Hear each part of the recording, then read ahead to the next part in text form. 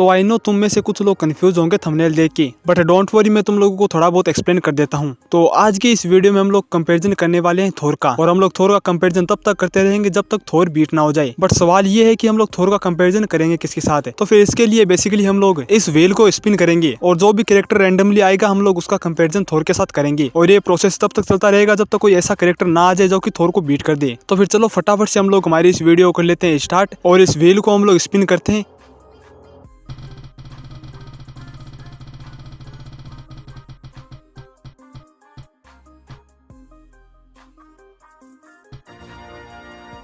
तो फिर जैसा कि तुम लोग देख ही चुके हो कि सबसे पहला कैरेक्टर है हॉकमैन। तो फिर बेसिकली हम लोग सबसे पहले बात करें हॉकमैन की, तो फिर हॉकमैन हम लोगों को ब्लैक एडम मूवी के अंदर देखने को मिला है। अब इसके ओरिजिन के बारे में मुझे ज्यादा कुछ तो नहीं पता है, बट मैंने फ्लैश के सेकंड सीजन के अंदर देखा था कि जो हॉकमैन है यानी कि अपना कार्टर होल है, ये मरने के बाद में वापस रिवाइव हो जाते हैं, और ऐसा ही प्रोसेस इनका चलता रहता है, यानी कि मरते रहते हैं और वापस जिंदा होते रहते हैं। और अगर हम लोग बात करें इनकी पावर्स एंड एबिलिटीज की, तो हॉकमैन के पास है सुपर ह्यूमन स्ट्रेंथ, जिसके दम पर उसने ब्लैक एडम के साथ अच्छी खासी फाइट की थी। एक कार को जस्ट कैजुअली लिफ्ट कर लिया था, ब्लैक एडम को एक ही पंच में काफी दूर तक फेंक दिया था, और इसी के साथ ही सब्बे के साथ भी इसने फाइट की है। और इसी के साथ इसके पास सुपर ह्यूमन ड्यूरेबिलिटी भी है। सिंपली यार ब्लैक एडम के पंचे सर्वाइव कर चुका है तो ड्यूरेबिलिटी तो अच्छी खासी होनी ही है। एलिंग के बारे में हम लोगों को कुछ सही से दिखाया नहीं गया है। बात करें स्पीड और एजिलिटी की, तो इसकी स्पीड और एजिलिटी भी काफी ज्यादा कमाल की है, फ्लाई भी कर सकता है अपने पंखों के जरिए। और इसके पास इसका पावरफुल वेपन है जो कि बना हुआ है एंथ मेटल से, और जो एंथ मेटल है वो डीसी का काफी ज्यादा मिस्टिकल मेटल है। सो ये हॉकमैन काफी ज्यादा पावरफुल कैरेक्टर है, और इसी के साथ इसकी लीडरशिप क्वालिटीज भी काफी ज्यादा अच्छी है। इसका एक्सपीरियंस भी काफी ज्यादा कमाल का है। और अगर हम लोग करें कंपेरिजन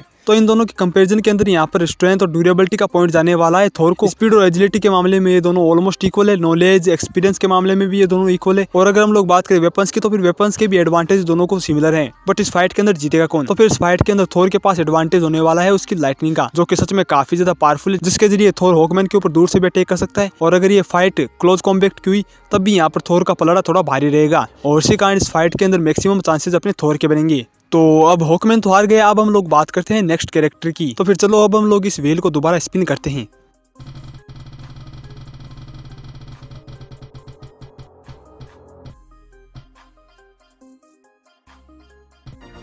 तो इस बार वाला जो कैरेक्टर है वो सच में काफी ज्यादा दमदार है, बिकॉज ये कैरेक्टर है हल्क। और देखो ये वाला एमसीयू का हल्क नहीं, बल्कि ये वाला हल्क हम लोगों को देखने को मिला था साल 2003 मूवी में आई हल्क मूवी के अंदर है। और ये हल्क सच में काफी ज्यादा स्ट्रॉन्ग एंड पावरफुल है, बिकॉज ये कॉमिक एक्यूरेट हल्क है। अगर हम लोग बात करें इसकी पावर्स एंड एबिलिटीज की, तो फिर सेम पावर्स जो हल्क के पास है वो सारी पावर्स इसके पास है, बट जो ये वाला हल्क है वो काफी ज्यादा कॉमिक एक्यूरेट है, और इसी कारण ये गुस्सा होने के साथ साथ और भी ज्यादा स्ट्रॉन्ग एंड पावरफुल बनता रहेगा। इसी के साथ इसका साइज भी मैसिव होता रहेगा, यानी कि ये वाला हल्क गुस्से के फ्यूल पे चलता है। और अगर हम लोग बात करें फिजिकल पावर्स की, तो इसके पास सुपर ह्यूमन स्ट्रेंथ, इसने एक टैंक को 2-3 किलोमीटर दूर तक फेंक दिया था, बड़े बड़े हल्क डॉग्स के साथ फाइट की है जो कि इसके जितने ही पावरफुल थे। इवन ये वाला हल्क मिलिट्री वेपन्स को इजीली डिस्ट्रॉय कर चुका है, और जो एब्जॉर्बिंग मैन है वो भी इसकी पावर्स को एब्जॉर्ब करके फटने लगा था। इसी के साथ ही इसने अपनी वीकेस्ट फॉर्म के अंदर एक न्यूक को भी सर्वाइव कर रखा है। सो यस, ये वाला हल्क काफी ज्यादा पावरफुल है, इसकी स्पीड और एजिलिटी भी सच में काफी ज्यादा कमाल की है। और अब अगर हम लोग करें कंपैरिजन, तो फिर देखो इस फाइट के अंदर स्टार्टिंग के अंदर अपना थोर भारी पड़ेगा, बिकॉज ये वाला हल्क शुरुआत के अंदर थोड़ा वीक होगा, बट जैसे ही थोर इसके ऊपर अटैक्स करेगा ये वाला हल्क होता जाएगा गुस्सा, और उसी कारण थोड़े टाइम के बाद जो ये वाला हल्क है वो और भी ज्यादा स्ट्रॉन्ग एंड पावरफुल बनता जाएगा। इवन एक टाइम के बाद ये थोर को काफी ज्यादा सरपास कर चुका होगा,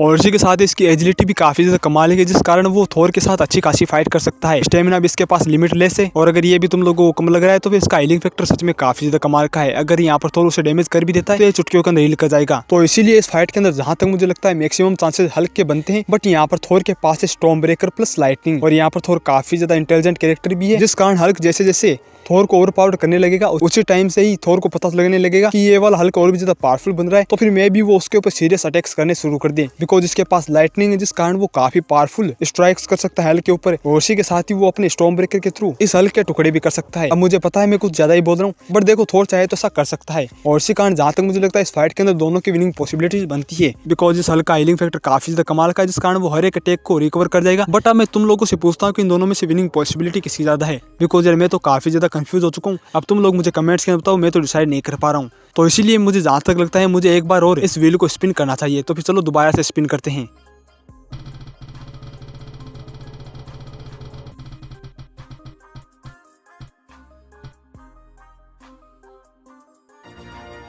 तो जैसा कि तुम लोगों ने देख लिया है, नेक्स्ट कैरेक्टर है वंडर वुमन। तो ये वाली बैटल सच में लेजेंडरी होने वाली है, बिकॉज अगर तुम लोग वंडर वुमन और थोर को साइड बाय साइड कंपैरिजन करोगे तो फिर दोनों ही एक जैसे ही कैरेक्टर्स हैं। जिन मामलों में हम लोगों को थोर आगे लगता है, तो वहीं अगर हम लोग दूसरी तरफ से देखते हैं तो फिर वंडर वुमन भी हम लोगों को आगे लगती है। तो फिर चलो हम लोग पहले इनका कंपैरिजन कर लेते हैं। तो फिर अगर हम लोग बात करते हैं स्ट्रेंथ की, ड्यूरेबिलिटी की, तो फिर इन दोनों मामलों में थोर काफी ज्यादा आगे है। बट अगर हम लोग बात करें एजिलिटी की, रिफ्लेक्सेस की, तो फिर इस मामले में वंडर वुमन आगे नजर आती है। और अगर हम लोग बात करें वेपन्स की, तो फिर थोर के पास पावरफुल वेपन है माना, बट यहाँ पर वंडर वुमन के पास भी काफी ज्यादा पावरफुल वेपन्स निकल के आते हैं। लाइक अगर थोर उसके ऊपर लाइटनिंग स्ट्राइक करता है तो वंडर वुमन अपनी शील्ड के थ्रू बच सकती है, अपनी स्वॉर्ड से वो थोर के ऊपर डेडली अटैक्स कर सकती है, लाशों से थोर को बांध सकती है, और उसके पास जो पावरफुल ब्रेसलेट्स हैं जिनके थ्रू वो थोर को काफी दूर तक फेंक सकती है। मानो कि अगर उसे लगता है कि हाँ थोर उसके ऊपर काफी ज्यादा भारी पड़ रहा है, तो वो थोड़ा टाइम लेने के लिए थोर को काफी दूर तक फेंक सकती है। और अगर हम लोग बात करें एक्सपीरियंस की, तो फिर दोनों के पास कमाल का एक्सपीरियंस है, दोनों के पास अच्छा खासा नॉलेज है, यानी कि ऑलमोस्ट एक कैरेक्टर सिमिलर है। बट इस फाइट के अंदर विनिंग पॉसिबिलिटी किसकी ज्यादा है, तो फिर ये भी डिसाइड करना काफी ज्यादा मुश्किल है। बिकॉज एक बार तुम लोग इमेजिन करके देखो, थोर दूर से इसके ऊपर लाइटिंग स्ट्राइक करता है,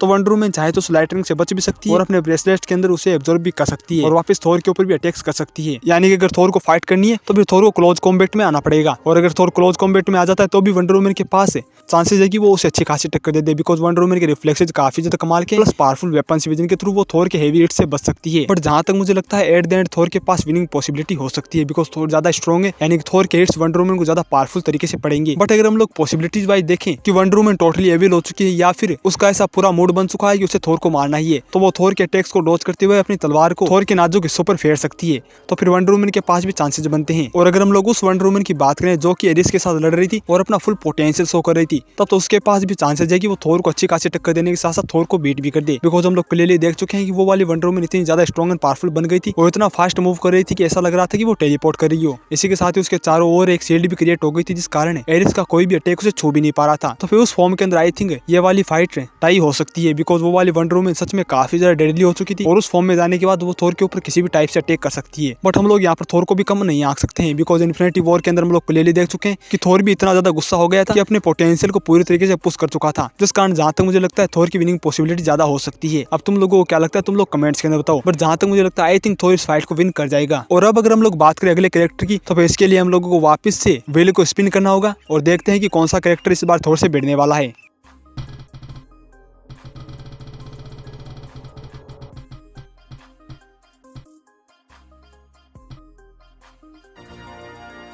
तो फिर जैसा कि तुम लोगों ने देख लिया है, नेक्स्ट कैरेक्टर है होकाई। तो तुम लोगों को पता ही होगा इस फाइट के अंदर कौन जीतेगा। अगर तुम लोग सोच रहे हो थोर, तो फिर तुम लोग गलत हो, बिकॉज यहाँ पर होकाई जीत जाएगा, बिकॉज यार वो होकाई है। बट चलो तुम लोगों को कहने पर मान लेते हैं कि थोर जीत गया है। तो फिर चलो अब हम लोग होकाई को थोड़ा साइड कर देते हैं, दोबारा से व्हील को स्पिन करते हैं और देखते हैं कि नेक्स्ट कैरेक्टर कौन आने वाला है।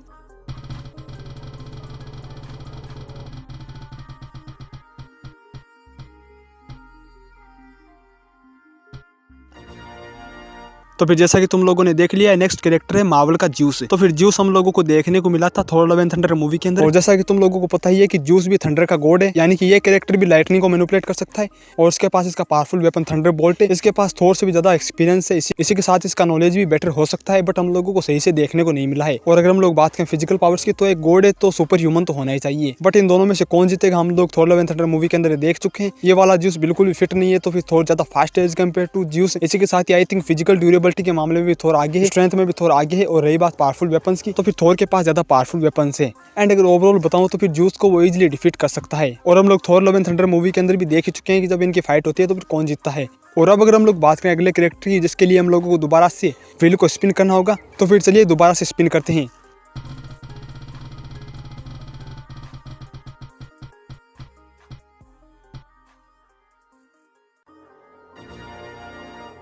तो अभी जैसा कि तुम लोग देख चुके हो, नेक्स्ट कैरेक्टर है सर्टर। एंड मैं तुम लोगों को बता दूं, हम लोग यहाँ पर नॉर्मल सर्टर की बात नहीं करेंगे, बिकॉज उस सर्टर को तो थोड़ा इजीली डिफीट कर देगा। हम लोग यहाँ पर बात करने वाले हैं इटर्नल फ्लेम सर्टर की। तो फिर थोर रैग्नारोक मूवी के अंदर हम लोग देख ही चुके हैं कि जो इटर्नल फ्लेम वाला सर्टर है, उसकी हाइट ऑलमोस्ट 4 किलोमीटर जितनी है। उसके पास एक पावरफुल स्वॉर्ड, जिसका साइज भी ऑलमोस्ट 1 से 1.5 किलोमीटर तो होगा ही। और ये स्वॉर्ड इतनी ज्यादा पावरफुल है कि सर्टर ने इसको एसगार्ड के अंदर घुसा दिया था और एक झटके में पूरे एसगार्ड को भी डिस्ट्रॉय कर दिया था। यानी कि इस सर्टर का सच में पोटेंशियल काफी ज्यादा है। और जो ये वाला सर्टर है, इसकी रिकवरी रिकवरी भी काफी ज्यादा फास्ट है, बिकॉज हेला के बड़े बड़े नेक्रोसोड खा के भी ये खड़ा था। इसी के साथ इसका नॉलेज और एक्सपीरियंस भी थोर से ज्यादा है। और अगर हम लोग बात करें कि इस फाइट में कौन जीतेगा, तो जैसा कि तुम लोगों को लगता है इस फाइट के अंदर जीतेगा सर्टर, बिकॉज यहाँ पर सर्टर हर मामलों में थोर से काफी ज्यादा आगे है। बिकॉज रैग्नारोक में हम लोग क्लियरली देख चुके हैं कि थोर को बीट कर चुकी है हेला, और वही हेला सर्टर के सामने कुछ भी नहीं कर पाई थी। सो ये इस फाइट के अंदर मैक्सिमम चांसेस बनते हैं कि सर्टर डिफीट कर सकता है थोर को, यानी कि सिंपली थोर सर्टर से हार चुका है।